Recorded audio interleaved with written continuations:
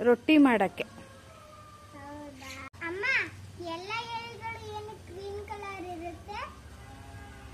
ಎಲೆಗಳು ಯಾಕೆ green colour ಇರುತ್ತೆ ಅಂತನಾ? ಎಲೆಗಳಲ್ಲಿ ಕ್ಲೋರೋಫಿಲ್ ಅಂತ ಒಂದಿರುತ್ತೆ, ಆಯ್ತಾ? ಅದು ಎಲೆಗಳಿಗೆ ಕಲರ್ ಕೊಡುತ್ತೆ.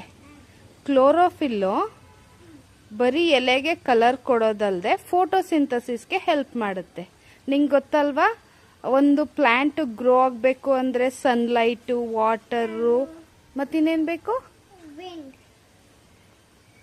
ಸಾಯಿಲ್.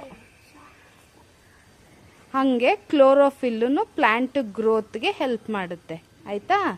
ಅದು ಪ್ಲಾಂಟು ಯಾಕೆ ಗ್ರೀನ್ ಕಲರ್ ಇದೆ ಅಂದರೆ ರೀಸನ್ನು ಕ್ಲೋರೋಫಿಲ್ ಇರೋದ್ರಿಂದ, ಆಯಿತಾ? ಕನ್ನಡದಲ್ಲಿ ಕ್ಲೋರೋಫಿಲ್ ಅಂದರೆ ಪತ್ರ ಹರಿತ್ತು ಅಂತ ಹೇಳ್ತಾರೆ, ಓಕೆನಾ?